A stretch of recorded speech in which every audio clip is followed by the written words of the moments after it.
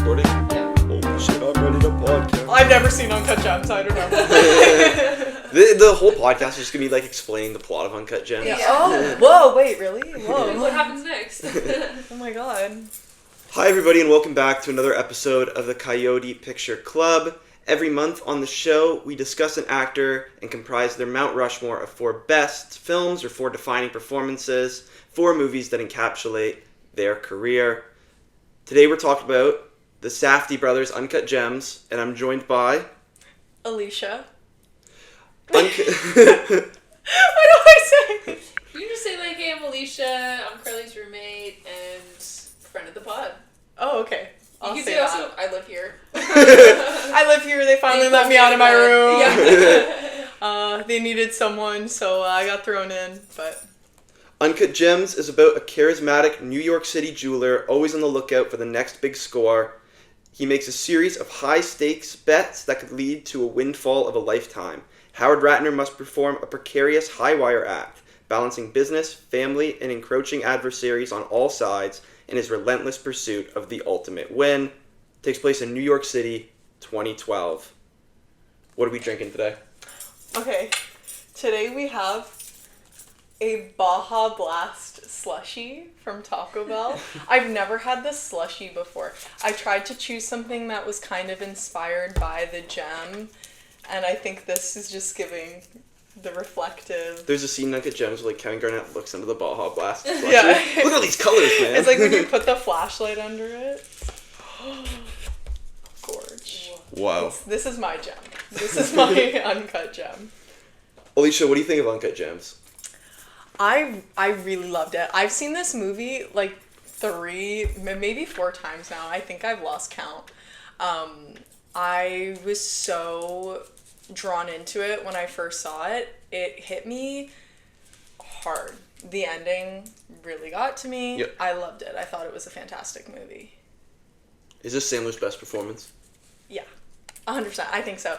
I really do like Adam Sandler as an actor. We do too. Anyways, we're on episode 4. Yeah, we're on episode 4. We've been here for a while. I really like him as an actor. I love him actually a lot in 50 First Dates.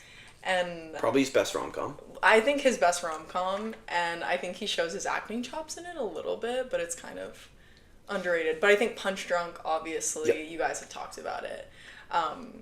But I love him in Uncut Gems, and I think it really solidified him as a phenomenal actor for me. I mean, I think Uncut Gems, and it's the reason why so many people think it's the best Sandler performance, and in many ways I kind of think it's the best Sandler performance, because he's playing this full character that isn't reliant on his persona. It's not him. That's the thing is I remember watching it and being so jarred by the fact that he wasn't the same person he always is. I think he always gets pushed into those roles where it's just character acting. It's a lot of Adam Sandler is being Adam Sandler, but he's going by the name Joe. Yeah, you know what to expect. It's playing on the persona of these angry men who do silly voices, and Punch Drunk Love does feel like, what if this Adam Sandler character, like what if these characters existed in the real world? And their overflowing emotions, how would that impact their life? Uncut Gems feels like it breaks away from all of that. This is a truly rancid, abrasive person. He is awful to be around. He's pathetic. Yeah, he's pathetic. He's awful. He is very funny, but this does feel singular in a way because it's not playing on the persona. It's creating something entirely new. It's a new voice. It's new mannerisms. Like, I know there's that thing you say about great actors where it's like, oh, they disappear in the role, you can't see them, you don't recognize them. He is truly unrecognizable in this. Yeah. And I don't think a great performance needs to be unrecognizable, but this is completely unrecognizable from him. Totally. It always hits you harder when it is unrecognizable, when it's something you actually couldn't even picture beforehand. I always think about the casting experience, how they decided to get Adam Sandler in the room. Did he see this role and decide to go in and audition for himself? Who gave him this role? Because I think it took like a decade to get him into it. Because they had Uncut Gems where they wanted to make this for a decade, and they make a series of movies kind of leading up to it that are sort of like proto-Uncut Gems. Like they do a movie called Daddy Longlegs where the lead is Ronald... the lead of who is the writer of this? Ronald Braunstein is the lead of that, and they do Good Time with Robert Pattinson. Yeah. And they're these like proto Uncut Gems to convince the studio to give them money and convince Sandler to sign on. For sure, they're all that like super anxiety Yes. kind of film exploration, which is really cool. But you can see Uncut Gems in parts of them, I feel like. I feel like absolutely. Like, I feel like the Safdies have kind of... we'll get to the Safdies, but Yeah. I feel like they have kind of emerged as definitive auteurs of this generation in a way where there are very few directors who general audiences know and know their trademarks. Yeah. And they have very quickly joined the ranks of people like Scorsese and Nolan and Villeneuve and Spielberg, who general audiences know and will seek out their movies because they know them. Yeah. And that's very rare. I know we're going to talk about Safdies later, but just because we're saying it, I feel like I would even put them in with Fincher. That's how I felt watching this movie. I mean, Carly can attest to it. I was on the edge of my seat. I kept being like, what's going to happen? What's going to happen? When we watched it together for the first time. And I think I felt like it was a Fincher film in the way that I wanted to get to the end so badly, and it was just brutal wanting it to be over the anxiety that was being caused. Yeah. I felt it was pretty similar to that in their own way, of course. Yeah. But like, I think they're kind of our Fincher. I think there are Fincher films that are a lot like this. I think The Game is the main one, where The Game does. You could see The Game directed by the Safdies, whereas this average person is turned on his head. I do think the difference between something like The Game and the Safdies is the structure and these kind of like labyrinths the characters get in are the characters' fault in the Safdie movies, whereas Fincher's kind of, I don't know, these labyrinths for him are external forces. Yeah, they're good guys fighting against the external forces, whereas... Yeah, like it's Sean Penn organizing this game for his brother. I mean, spoilers for The Game, but Panic Room is Jared Leto breaking into the house. Yeah. Things happen to Fincher's characters, whereas Safdie's characters, they happen to themselves. They cause these problems themselves. I mean, I wrote down here what the trademark of a Safdie Brothers movie is, and I say they're tragedies about characters who never make the right choice, falling prey to their worst instincts. Their characters destroy the lives of the people around them. For sure. And that is what Uncut Gems is. Yeah. It is this great, almost classic tragedy that is almost mythical in scale. In terms I love that you use that word, because that's how I would describe it, as like, it's an epic. They make these lives, they make them legendary. I feel the exact same way about it. I love that description. It does feel almost like there's that thing with like Greek theater where it is just characters making the worst decision, like something like Oedipus Rex, where it's just like, what if a character just made every bad decision? Yeah. And it's what makes them almost not difficult to root for, but difficult for many people to follow. I mean, you're especially seeing that with Marty Supreme and how difficult people find following that character. But they're making the worst decision ever, and they're doing it for bad reasons. Yeah. It's out of hubris and greed and... Yeah, they wrote Howard like they had no gems on episode. Like, they're truly just making the worst possible decisions for themselves at all points. But I think that's kind of what makes them so interesting as characters and makes you buy into them and want to fall into it and learn more about them. It's just, why would someone do this? Yes. Why is he like that? I found that was such a driving force for me to want to keep watching, and for my interest of Howie in the movie was, why is he doing this? What is his end goal? What is his purpose for this? What is the driving force? What do you think he is? I don't know if I ever get an answer. I mean, the end was so brutal. I loved the way it ended, though. I think it's great. But I think it's almost just, I saw him as this kind of adrenaline junkie who felt that he himself was so pathetic, because he is. Yes. And I think he's so unfulfilled that he was just looking to do anything to fill that void of self-satisfaction and to fill his ego. I mean, I do think he's an adrenaline junkie. I do think he almost enjoys a little bit the situations he's in. Yeah, he's definitely a bit of a masochist. Especially at the end. He loves... Because the thing with Howard is, it's almost sometimes less about needing to win. We'll get to the need to win. Mm-hmm. But it's the chance to win that makes him feel good. Yeah. And that's the gambling addict in him. It's the chance, it's the anticipation, it's the chance that in 2 hours, if this bet goes through, he's good. Mm. You can say, though, let's say Howard hits the big bet at the end. I mean, this is full spoiler podcast. Yeah. We're assuming people have listened. If Howard hits that big bet at the end, $1 million, does he stop? No, he's Absolutely gambling all of it immediately. Yeah. Well, he gets the money from The Rock, and then he gambles it. He gets even. Yeah. We watch him get even with half an hour left in the movie, and we know exactly where this is going. Mm-hmm. And he's got all the criminals. You know they're going to kill him. Like, you know they're done with his ass.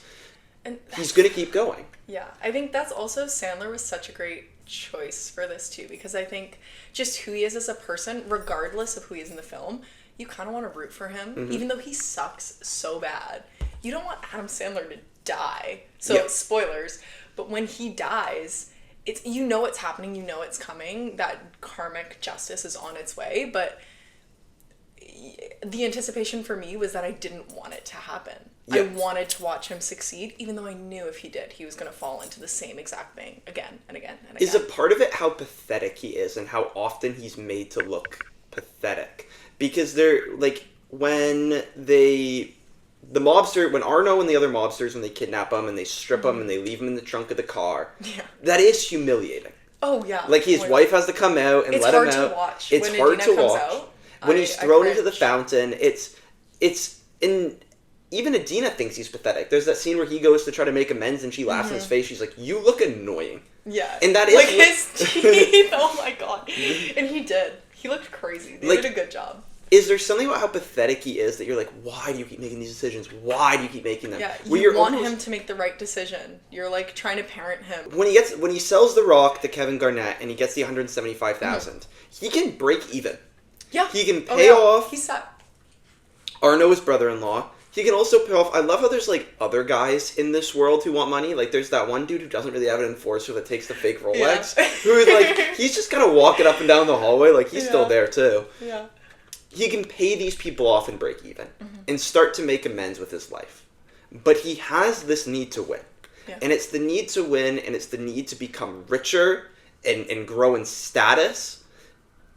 He just keeps digging himself a hole because of that. And it's that couple extra dollars more that leads to him losing everything. And it's that whole conversation he has with Kevin Garnett where he's trying to convince him to go all in. And he says, I think he quite literally says, "This is how I win." Yes. At the end, that was such a good moment for me. And I think it's so good because it's like, I know you're lying. This isn't how you win. You don't win. You keep going. You're pathetic loser and you're never gonna stop. You don't win. There's no scenario that you win. I do think the best scene in the movie, like, I think the best scene Sandler's ever been a part of, is when he gets The Rock, he sells it to KG, he gets his $175,000. He could give it to Arno, who's literally sitting 10 feet away. Oh my god, yeah. And you can watch the gears turn in his head.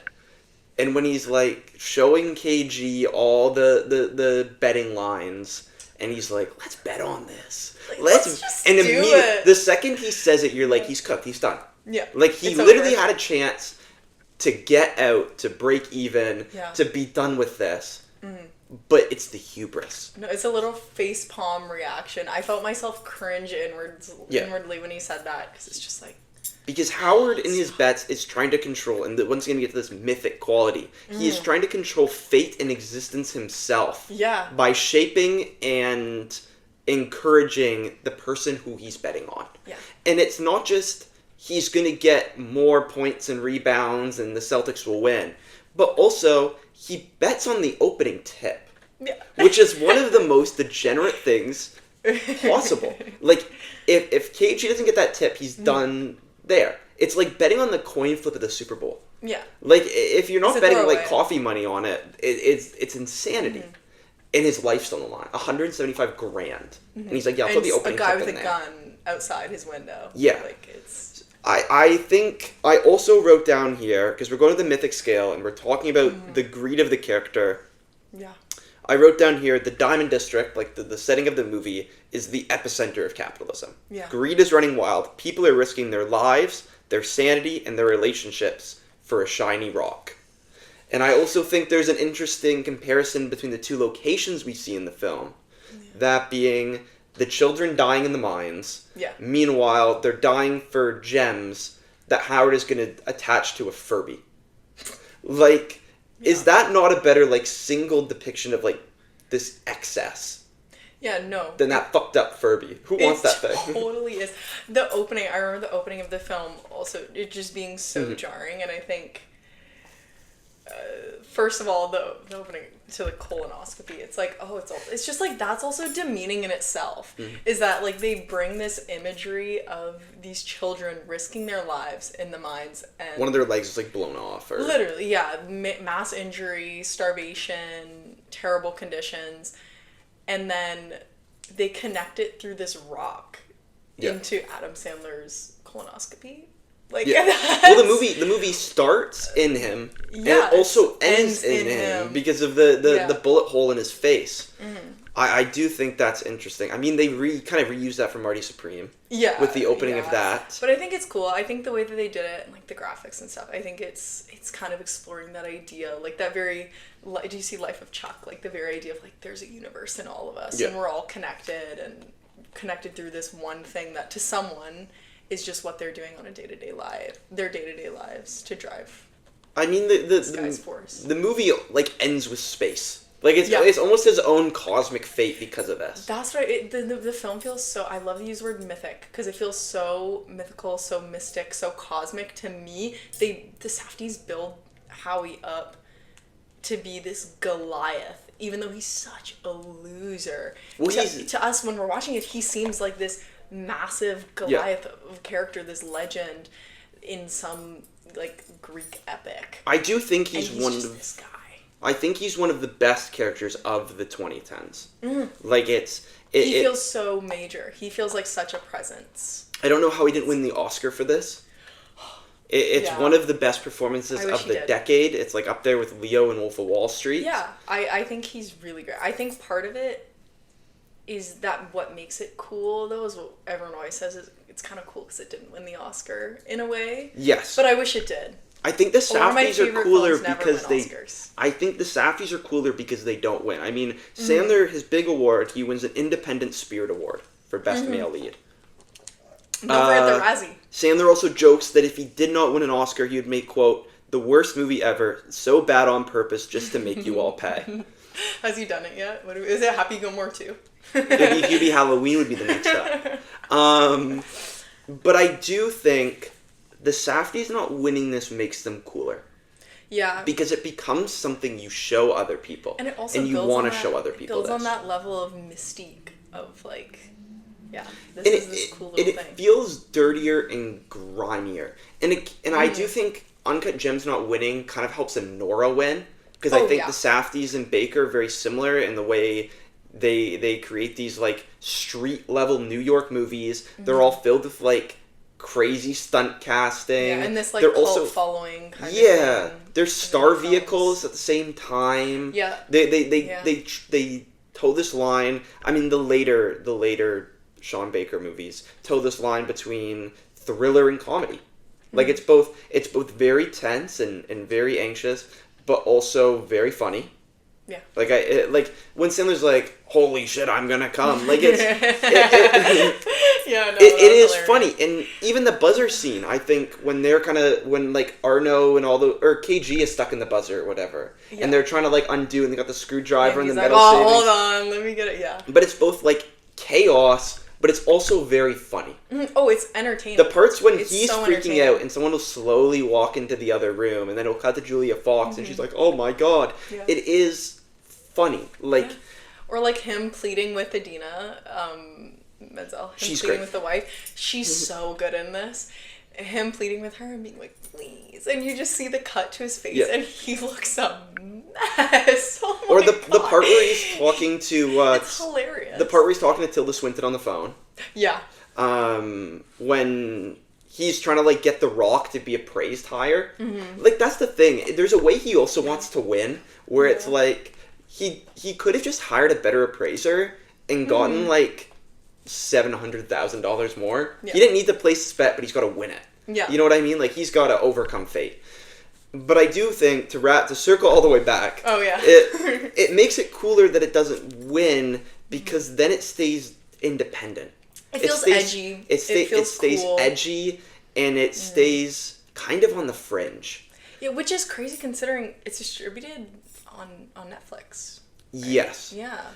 But Midsommar was another one of those movies that was kind of on the fringe, and everybody was talking about it. Mm-hmm. I had older coworkers there who, during their lunch break, or would time their like dinner break to go watch the scene of Midsommar where the old people are jumping off the cliff. Yeah. Yeah. And I think A24 gets this reputation for really cool movies between this and Midsommar. And I do think part of the reason is the Academy not rewarding them. Yeah, they seem underground without them actually being underground. Like, they're making $50 million at the box office, but, like, it's the movie that your cool older sibling or, like, your cool coworker has to kind of tell you about and nudge you to go see. Yeah. And then you see it and you feel so cool for seeing it. And I mean, now the Safdies are... let's talk about the Safdies. Yeah.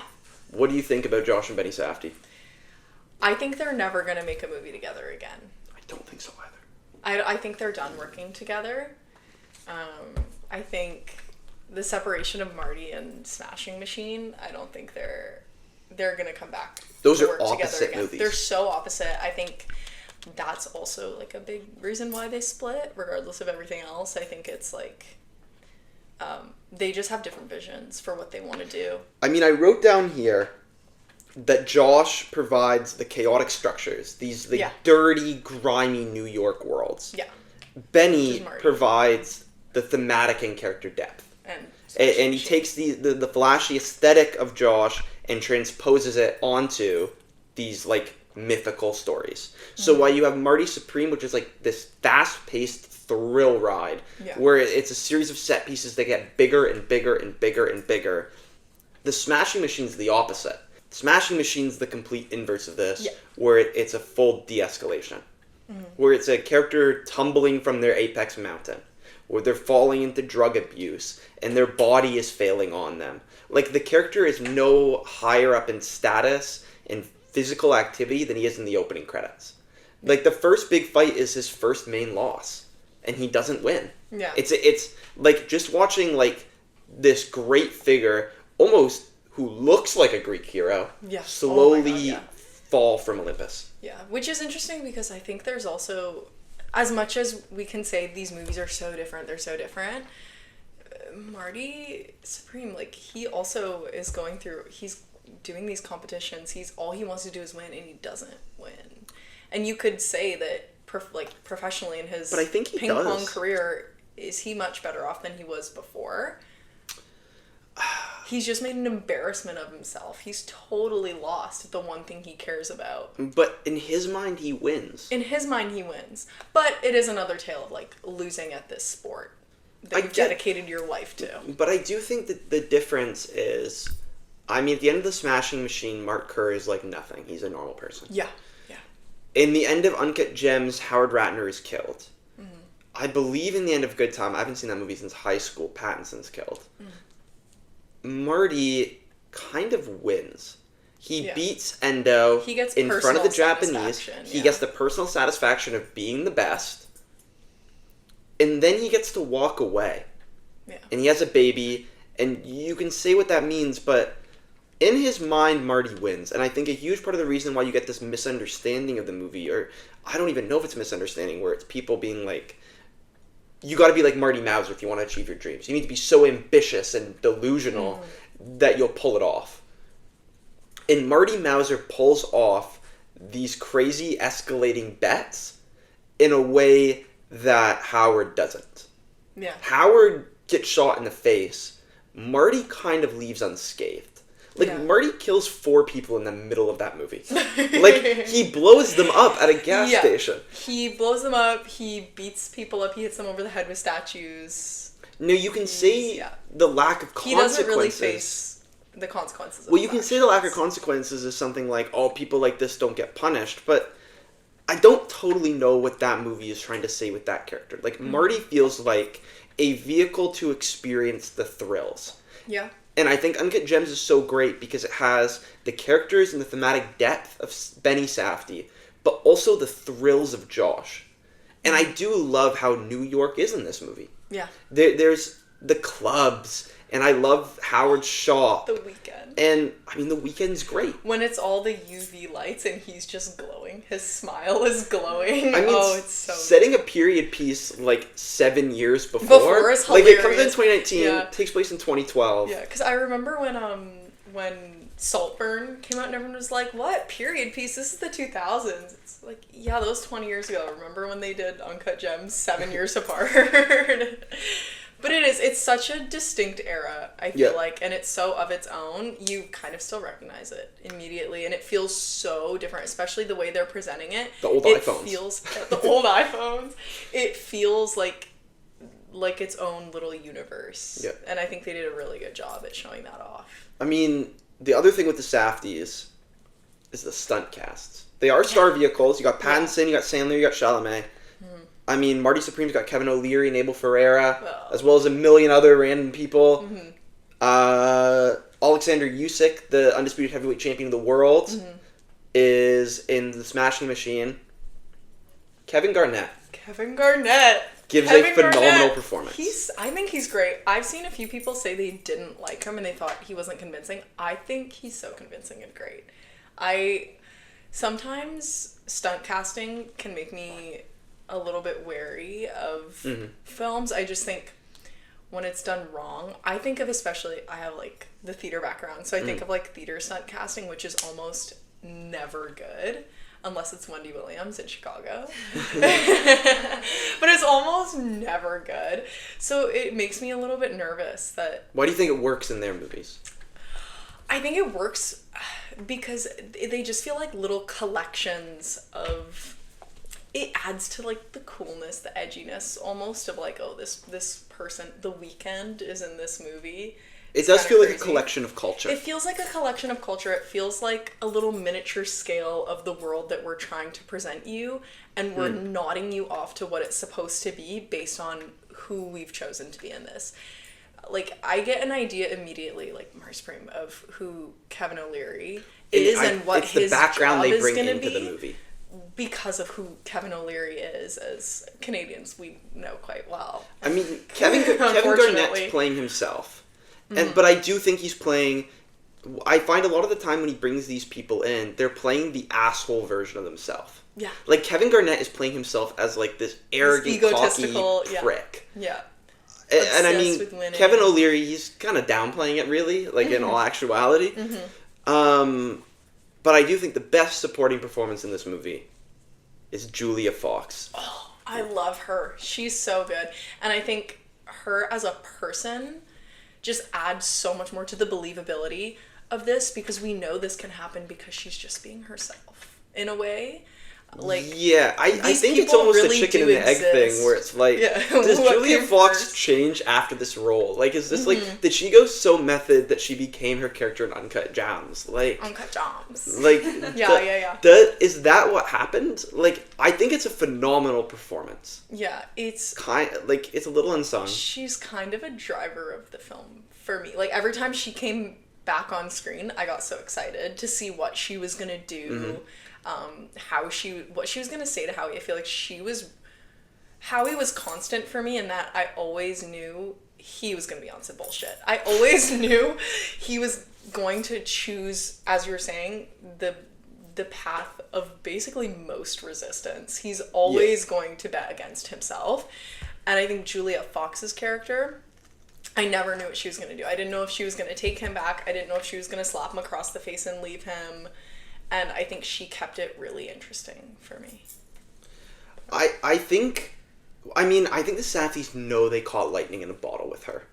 She's the only time we really deviate from Howard's perspective. Like, there's a scene after they get in the fight when she, like, sort of cheats with the Weeknd. And she starts, like, yelling at the people in line. She's like, you're so fucking broke. Yeah, she's like, you wish you were me. Yeah. And I think there's something fun about that. She's also, like, an accomplice to him.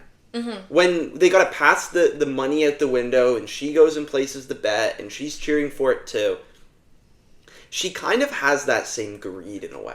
Yeah. And it does feel like she's a degenerate as well. Yeah. Like, they are like a perfect match. Adina's a normal person. And then Julia Fox is insane. Oh, like, She's nuts. She gets the tattoo of Howie on her ass, and he's like, that's the best Howie, apology I baby, could have asked it's your for. name. It's so But then the best part about it is when he's like, I'm not worthy of that. Yeah, and You he can't starts even- crying. You can't even get buried with No, me. but you Like, are, baby, you are. Yeah, no. I think she's great. And I think also what's interesting to me about when she's his accomplice, I'm kind of questioning constantly as well whether she's actually in it for Howie or just for the money. I think she loves him. I think she loves him. It goes back and forth for me where I'm like, oh, okay, she really just wants to get out here with the money, but is she wanting to get out with the money so that her and Howie can live happily ever after? Or is it Probably. because she just wants it for herself? I think it's because she loves Howie. I think she likes the luxury. I think yeah. She likes loves the nice jewelry. lifestyle. She loves the apartment he basically gives to her and lets her live in.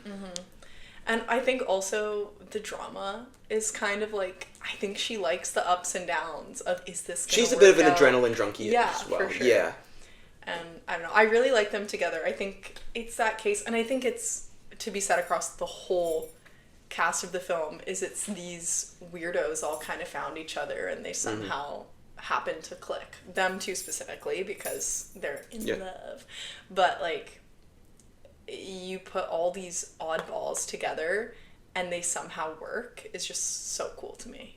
Yeah. And I think it helps make the film the film. Lopatin's score. Oh my goodness. So good. So good. I really love his work. And I think it's really cool. We were kind of starting to see, and maybe continuing to see with one of the brothers, that kind of director-composer duo, like Spielberg and Williams and whatnot, which I think there's also like Ludwig and Kugler is another one that's coming Ludwig and up. Nolan also. He's kind of got two director pairs. Yeah, and those are like the recent ones. And the Safdies, or one Safdie and Lopatin. I mean, it's this great synth score, and I think so much so of the good. pace of the movie is dictated by the score. It almost feels edited to the score.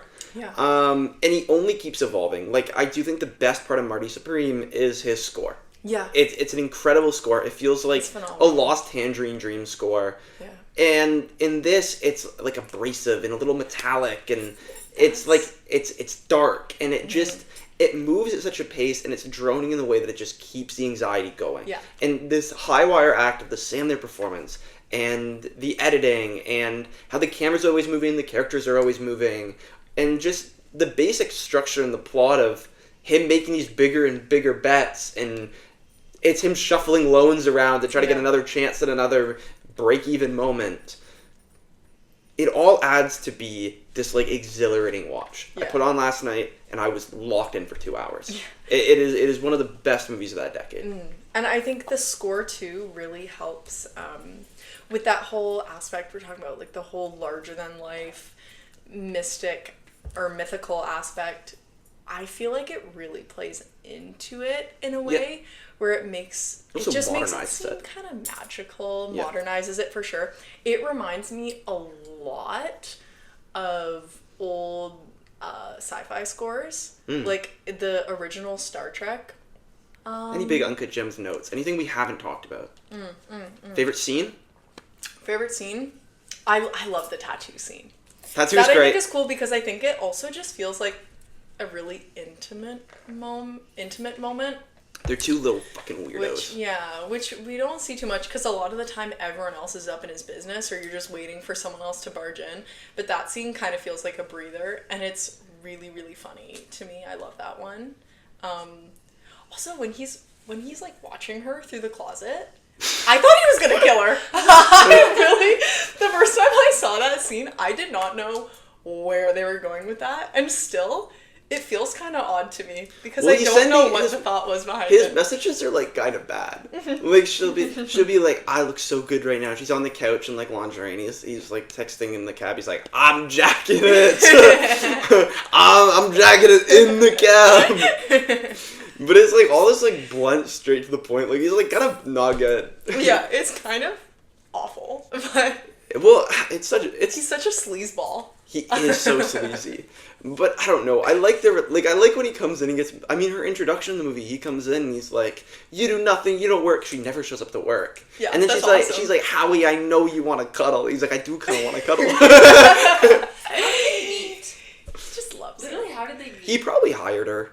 Yeah. Yeah, or like I wonder mutual friend maybe, like he knows At someone. a club. Or how did Yeah. Adina and him end up?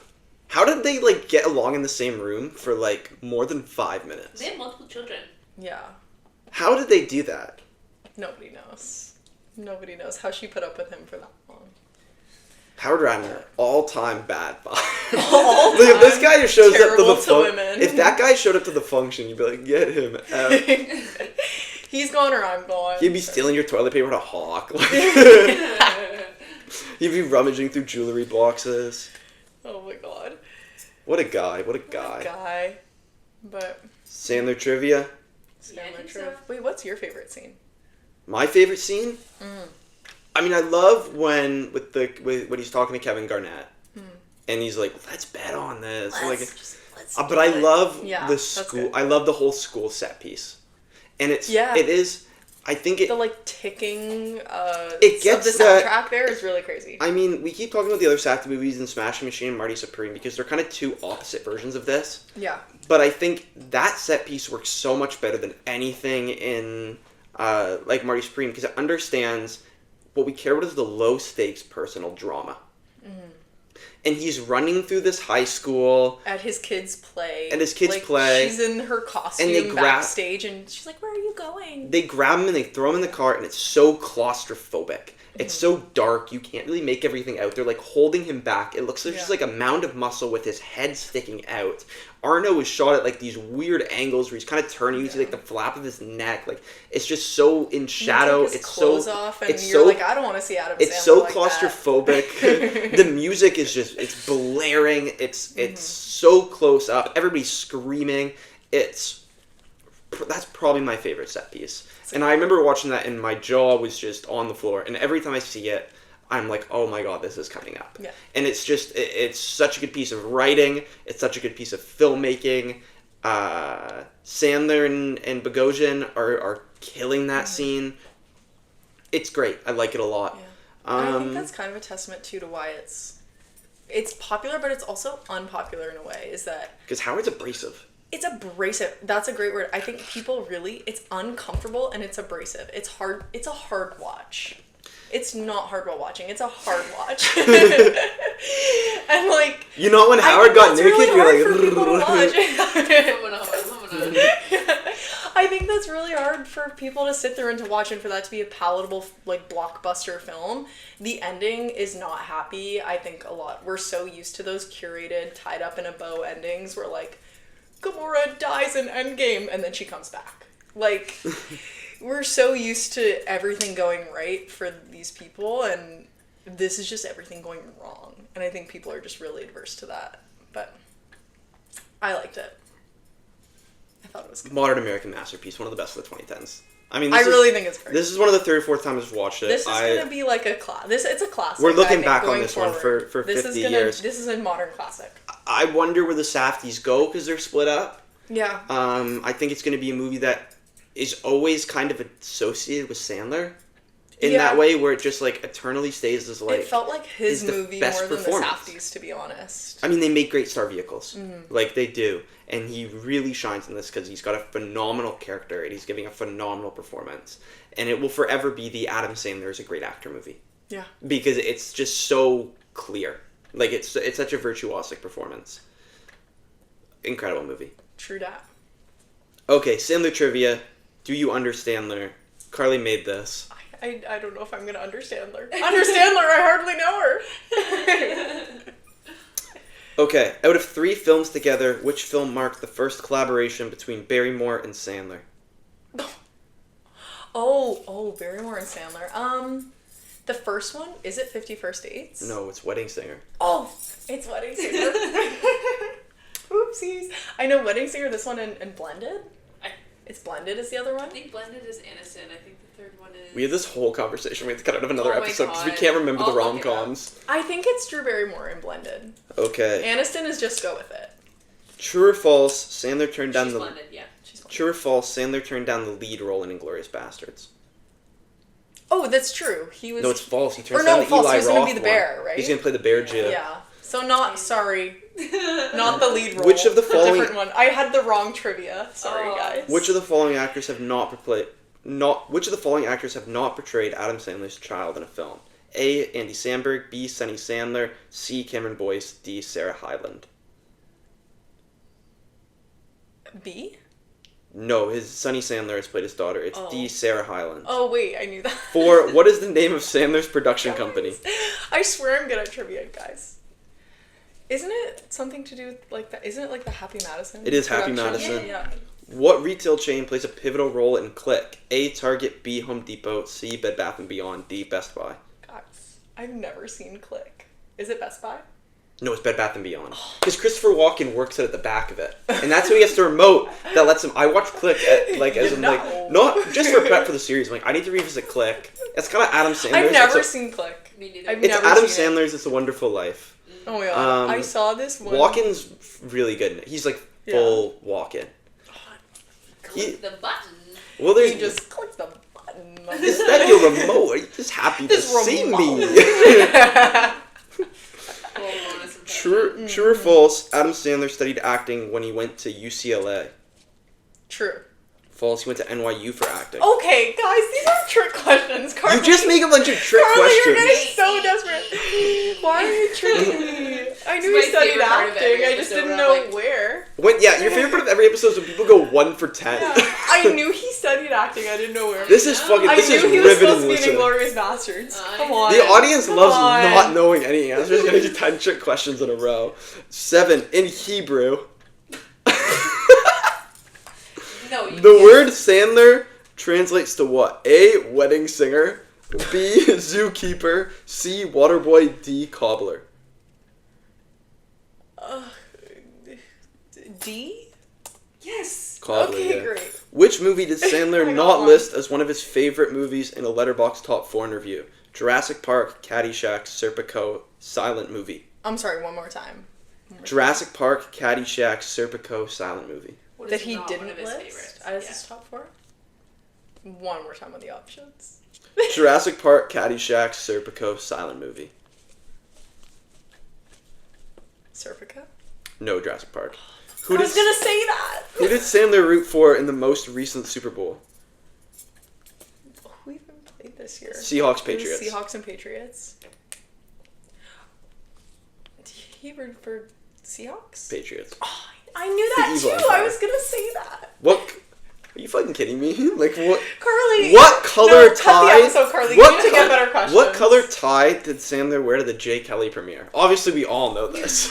Carly. When it gets to the 4th episode of the series, I'm running out of things. Just to name a know. color. Name a color. Blue. No, Purple. You tell her how Right. much she got. you got 2 minutes. Is that relevant for any reason? No. No? Oh, okay. I've run out of questions. Oh. When I have to come up with 40. I feel like you've run out of questions by the end of the first episode. That is true. That is correct. What sucks is I feel like all of the answers came to my head and I went, nah. And then I chose Exactly. a different one. Nah. Yeah, true. That's my Adam Sandler impression. You got Oh, yeah. yeah. What's Yeah. Okay, my Adam Sandler, my thoughts on an Adam Sandler Are you gonna do impression Waterboy like is just Emmett that did? it's kind of just like JoJo Siwa lower. It's like what do you no. It's like, True. he's like That's very Adam. I understand all of those words. Exactly, yeah. I could be an Uncut Gems too, but They bring him back from the dead. It's like Yeah. Friday the 13th part 6. Like he gets like struck by lightning. He's yeah, back. it's the Marvel special. Bring him back. We did March Madness. The people voted for the People's Princess. Margot Robbie is the next series we're doing for April. You excited about Margot Robbie? I'm very excited. We're doing Barbie. We're doing next episode's Wolf of Wall Street, and then it's Suicide Squad, I, Tonya, Barbie. Those are good ones. I think even movies that are less critically acclaimed, like Suicide Squad, I think are really interesting to talk about still, and just like as they relate to Margot Robbie and like herself. She's as an got an actress. interesting career. I mean, there's movies Yeah. that like we're not going to talk about that'd be interesting. Like it would be interesting to kind of. I mean, Focus is a little interesting because it's their first time. I loved Focus. I When think I Focus watched is it the kind first of time. good. I think the first half of that movie has some gas to It's it, good. and I just love a con movie though. yeah, and I mean, that movie went triple platinum on TikTok. Yeah. Like, that's an IG Reels classic. Yeah. That and Subway Surfer. Oh. I would have found it interesting to talk about, like, maybe Big Bold Beautiful Journey or Wuthering Heights, like one of her, like, post-Barbie misses. I haven't seen Wuthering Heights yet. Neither have I. I want to. I'm interested. I just don't want to see it in the theater because I have opinions. Well, you love Emerald Fennel. Do we want to put that on record? No. Someone's gonna clip that. Yeah. Elisha going, I love Emerald Fennel. Elisha has been saying how much she loves the Elordi casting for a while now. True. The anti-representation. She loves it. She's actually been protesting for it in the streets. She's got a big. It's just her out there. It's just me holding a sign of Jacob Elordi. Like, it wasn't. We thought March Madness would be a little more chaotic. I mean, it was a lot of fun. It was nice. It was pretty chaotic when Timmy Efron beat Timmy. Yeah. got voted off first round. The first vote, he's gone. And Dune 3 is coming out. Cool trailer. Great Dune 3 trailer. is coming out. But well, thanks for coming on for Anyways, Uncut Gems. Wolf of Wall thanks Street's for next bringing week. me on Anything the you want to pod. shout out? CICU showcase on April 10th. If you go to TMU. If you go to TMU, come to CICU showcase on April 10th. It's going to be a really cool event with lots of people showcasing their creative talents. So stop by, get a great pic at the photo booth. Yes. Yeah. And free drinks. Woo. Yeah. Anyways, There we go. Yay. that's me, guys. Also, Minotaur's out. Minotaur is out. Minotaur's out. Thank you everybody for watching that. We really appreciate it. Helps give us some clout to make another. Yeah. I mean, guys. last time I checked before the episode recording, it was at 2,600 views, which is That's insanity. awesome. Yeah, it's nuts. Cast and crew worked really hard on that. Shout out to all of them. Carly, you the MVP. Yeah, no, we appreciate all of you guys watching that. Uncut Gems is a masterpiece. Wolf of Wall Street's next week. Thanks for coming on the podcast. Thanks for having me on the Have a pod. great night, everybody. Bye. Bye. How is the Baja? So good. Isn't it good? It's my third one I this took week. the first sip and I almost jumped off the couch. This is my third one since Tuesday. It's so good. This is making me feel mystical. I'm putting that in the episode, so... Big.